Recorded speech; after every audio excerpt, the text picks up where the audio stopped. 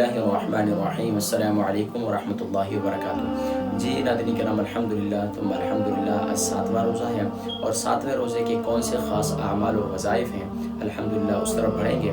लेकिन नाज़रीन किराम, इससे मुताल्लिक़ इससे पहले हदीस मुबारक एक पेश करते हैं कि आज के लिए ख़ास तौर पर आखिरत के बारे में नबी करीम सल्लल्लाहु अलैहि वसल्लम ने क्या तज़किरा फरमाया।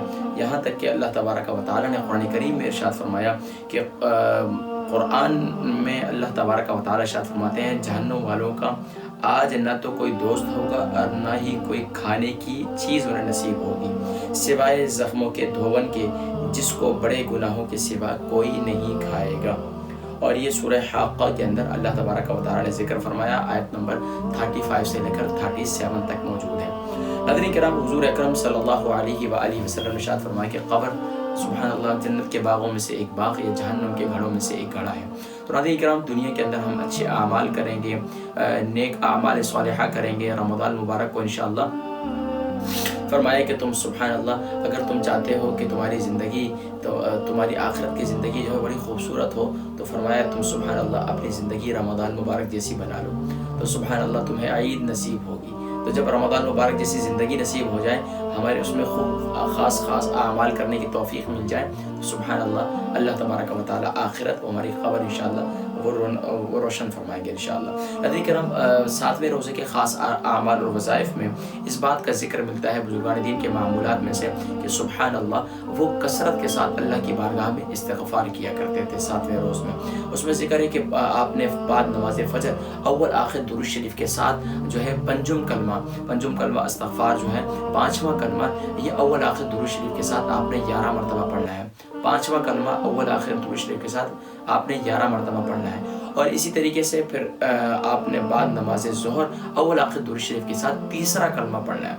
अव्वल आखिर दुरूद शरीफ के साथ 3रा कलमा आपने 133 बार पढ़ना है। 3रा कलमा सुभान अल्लाह वल्हम्दुलिल्लाह वला इलाहा इल्लल्लाह वल्लाहु अकबर, यहाँ पर रुक जाए, वला हौला वला कुव्वता इल्ला बिल्लाह आखिरी तस्बीह में पढ़ लिया करें, बस सुभान अल्लाह वल्हम्दुलिल्लाह वला इलाहा इल्लल्लाह वल्लाहु अकबर यहाँ तक। इसी तरीके से बाद नमाज असर जो है, ये भी आप अस्तग़फ़िरुल्लाह अल्लज़ी ला इलाहा इल्ला हुवल हय्युल क़य्यूम व अतूबु इलैह, इसका आप जो है ख़ास विर्द करें अव्वल आखिर दुरूद शरीफ के साथ। इससे आप जो है एक तस्बीह आप पूरी पढ़ें तो इंशाअल्लाह बड़ी बरक़ात नसीब होंगी और ख़ास तौर पर अपने गुनाहों को तसव्वुर और ख़यालात में लाएँ तो इंशाअल्लाह अल्लाह तबारक व तआला गुनाहों से माफ़ी नसीब फरमाएंगे। और इसी तरीके से आपने बाद नमाज मग़रिब आपने ये दुआ पढ़नी है, ला इलाहा इल्लल्लाह अस्तग़फ़िरुल्लाह अस्अलुकल जन्नह व नऊज़ु बिका मिनन नार, ला इलाहा इल्लल्लाह अस्तग़फ़िरुल्लाह अस्अलुकल जन्नह व नऊज़ु बिका मिनन नार। ये अव्वल आखिर दुरूद शरीफ के साथ आपने इसको 21 बार पढ़ना है और अल्लाह की बारगाह में दुआ करनी है,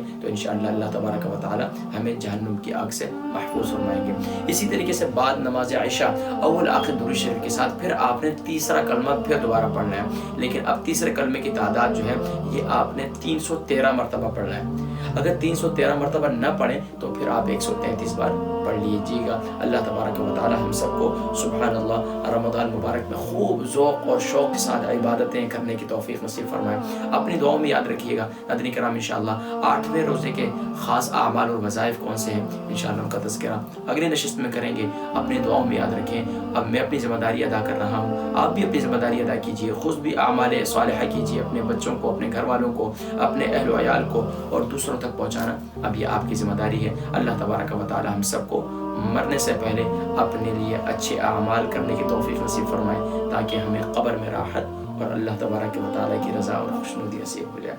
अस्सलामु अलैकुम व रहमतुल्लाहि व बरकातुहू।